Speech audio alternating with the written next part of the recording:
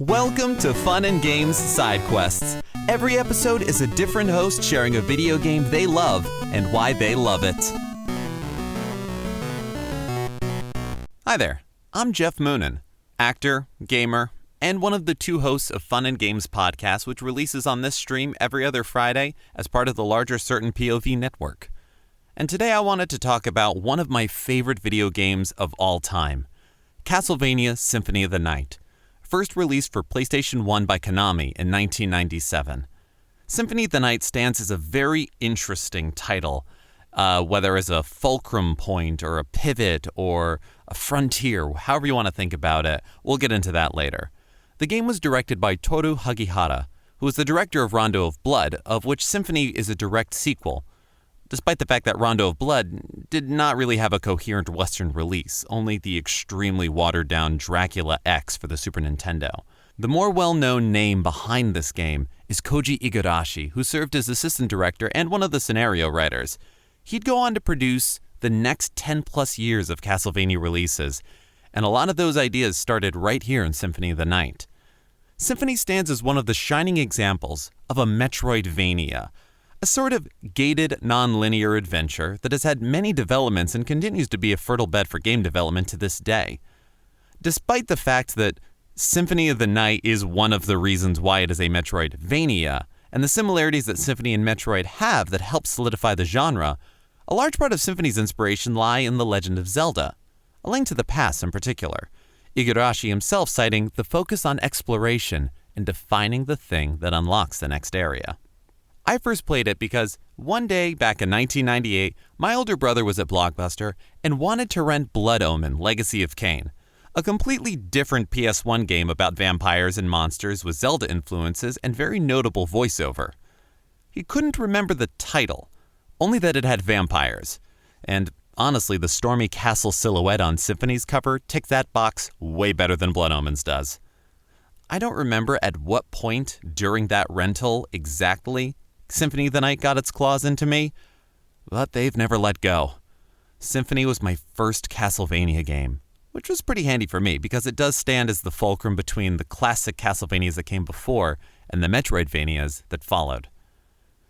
This was such a new game to me that the first time I played it, I remember avoiding the first few save rooms because I didn't know what they were. The rental didn't have the manual for the game, and all I could tell was there were these random rooms where the music would cut out, just like they would do when you entered a boss room. And all they would have is this strange, floating, geometric shape that pulsed with a heartbeat. I eventually figured it out, but it was incredibly evocative. As for the game itself, it sets itself up as a seamless sequel to Rondo of Blood. You begin your adventure in Symphony, destroying Dracula as Richter Belmont, Rondo's hero, and the castle holds the aftermath of this adventure. For the majority of the game, you take on the role of Alucard, Dracula's half-human son. You walk into the castle potent and powerful, with a full set of very powerful equipment, only to have that power stripped within the first few rooms by Death himself. A recurring character in the Castlevania series, but I didn't know that at the time. Then, the adventure proper begins. As you progress through the game, you find weapons and armor of gradually increasing strength, dropped at random by felled foes, or in the nooks and crannies of the castle, whether in far-off rooms or behind destroyable walls and floors. You gain relics that unlock new abilities, like double jump, or different shape-shifting forms to aid in mobility, familiars that aid you in combat and exploration, and even some simpler utilities like displaying how much damage you're actually dealing to an enemy, or the name of that enemy in question. Every enemy you destroy gives you some amount of experience points that allow you to level up and grow even more powerful. Some may argue too powerful, but I think that's part of the game's charm. Despite standing as the first Metroidvania and a vast departure from the other Castlevanias that came previously, the game does carry a lot of classic design and callbacks. The very first relic you receive, just 2 rooms after losing your equipment to death, gives you an ability that all of the other human protagonists before you had by default. The ability to get pickup items like sub-weapons and hearts that fuel them to drop from any candles that you can destroy nearby.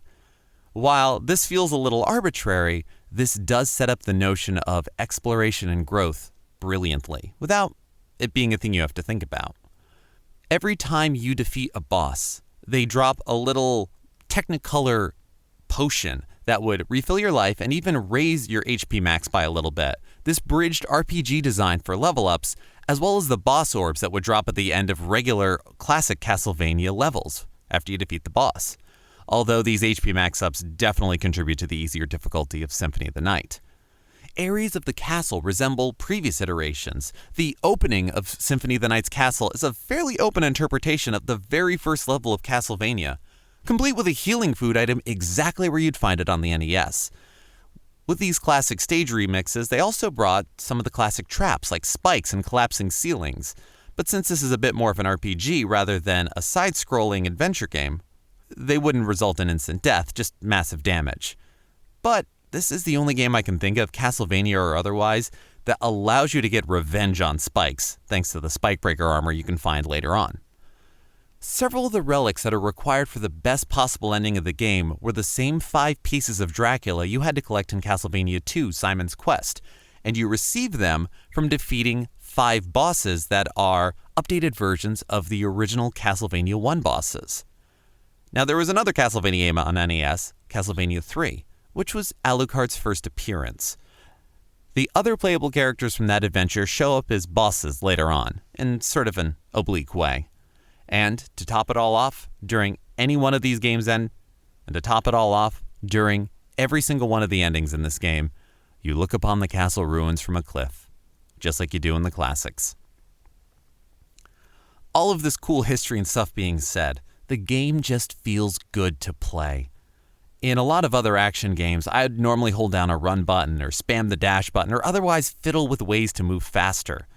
Alucard has a certain fluidity in his animation and an otherworldly shadow effect that, despite the fact that there are some very odd-looking ways to move very fast, sometimes it just feels right to run around. And the design of the game in general is just beautiful. Alucard just oozes style and late 90s gothic cool. There's a reason this is the version of Alucard they use in the Netflix series, and not the NES version.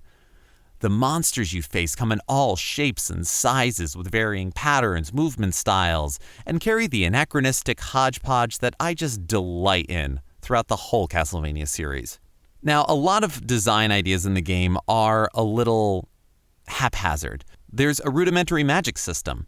One of the spells giving you Dracula's iconic teleport and shoot 3 fireballs attack. Most of these spells are rarely, if ever, useful in-game, but they're very cool nevertheless.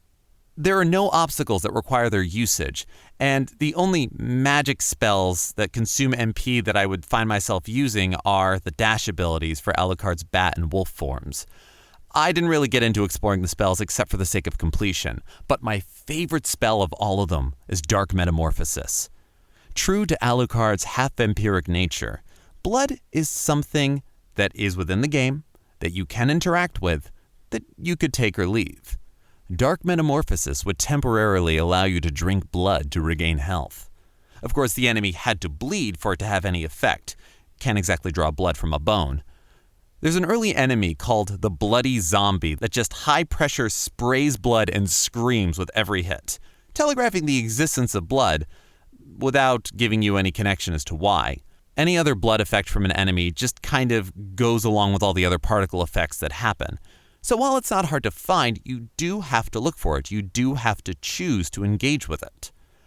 I didn't really cast Dark Metamorphosis for its healing properties. I cast it so I could hear Alucard yell the spell's name in anguish as he holds his arms up to his face and begins to glow red. So stylish. And not just the magic system, there's so many items and elements of design of this game that are one-shot or obscure. But given that this is a game where you explore the castle and delve, these are things worth hunting, and they're some of my favorite things to find. A large percentage of the weapons that you find have some kind of ability that can be activated by doing one of a few button combinations that are universal across weapons. And part of the joy whenever you found a new weapon, even if it wasn't any stronger than what you already had, was equipping it and seeing what it could do.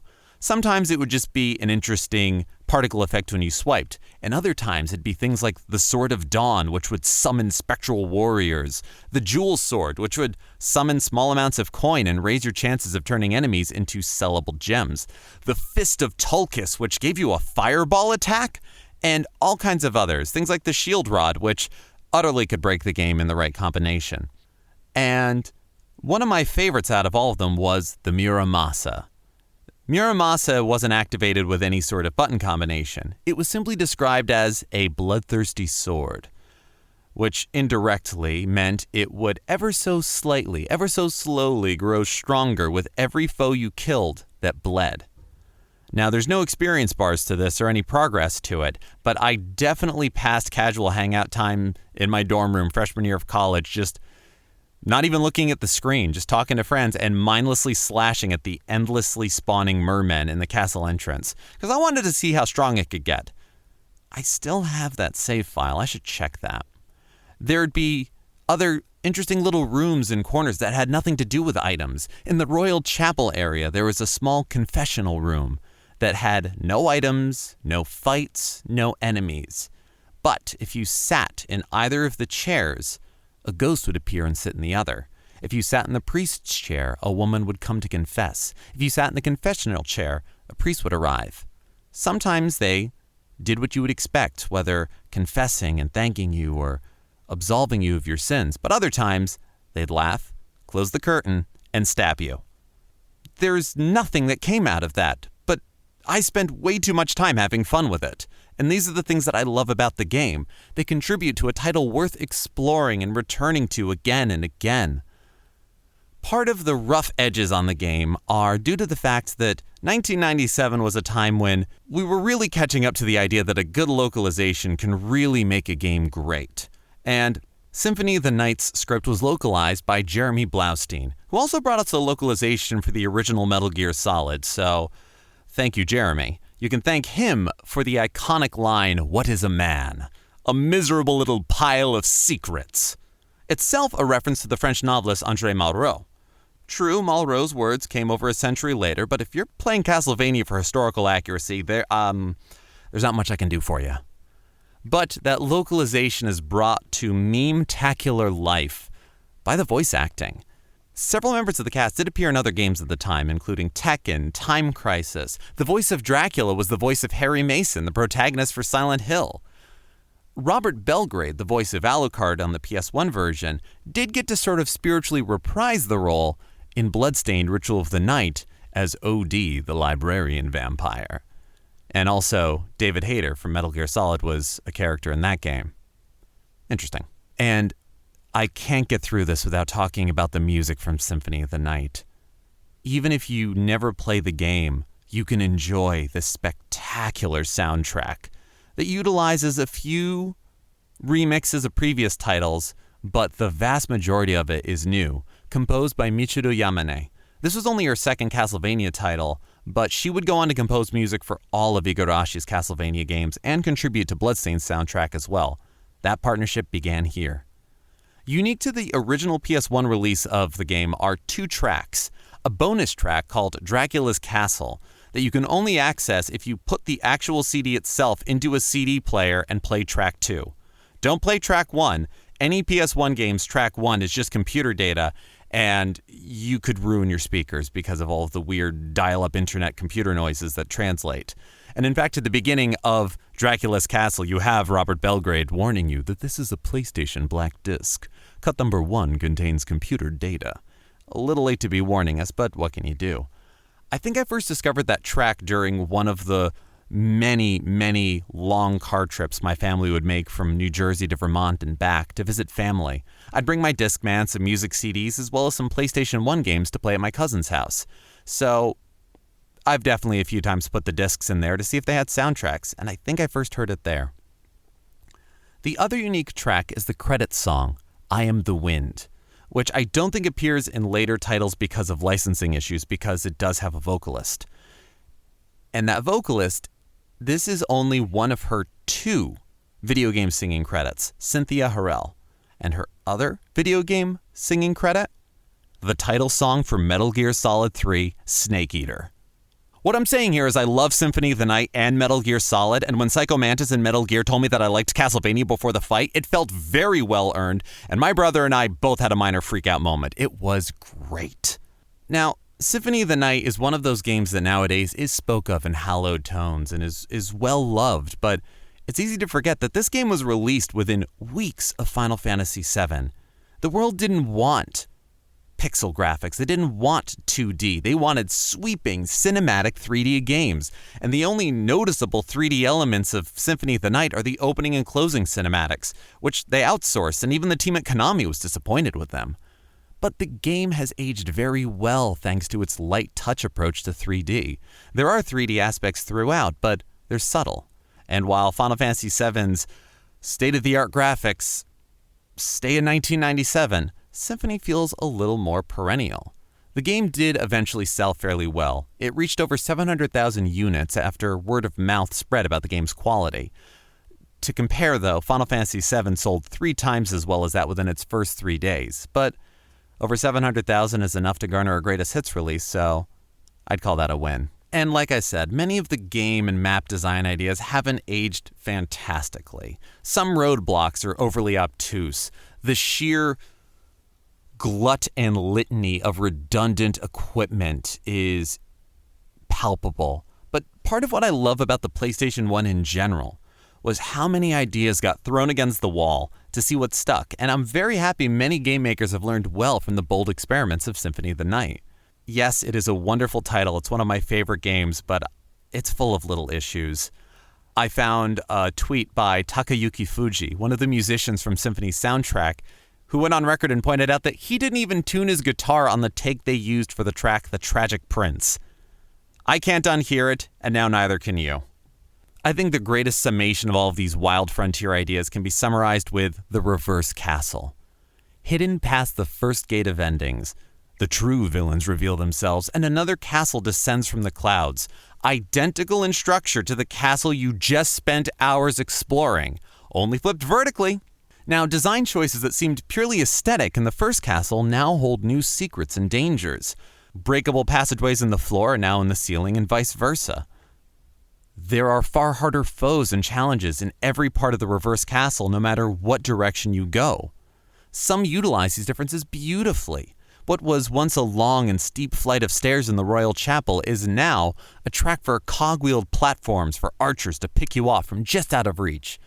What was stylish filigree extending into the ceilings of an early area now hide fast-moving spike traps that strike as soon as you touch down on what is now the floor.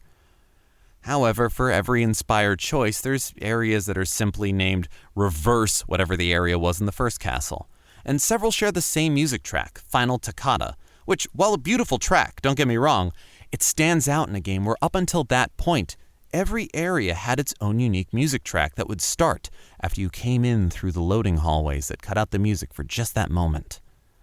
The whole idea of the reverse castle could be seen by some as lazy design, or as a bold, overreaching step into explosive nonlinearity. A place where you finally recover your original equipment and get to experience one of gaming's notoriously hardest castles as the badass superhuman Alucard. Which is just Dracula spelled backwards after all. So is the backwards castle just one long riff on that? I don't know. So much of what was established or codified in Symphony would have more systemized paths in later titles, whether by side quest menus, tighter item lists, the long list of equipments getting grouped together and made into more bite-sized souls or systems. But part of the charm is just how absolutely unmoored all of it is. Don't get me wrong, I love how well organized everything is in later titles, but there is something nice about getting to go back to this one, and it just all feels so fresh, so wild. Despite being nearly 25 years old, Castlevania Symphony of the Night is still fairly accessible to play.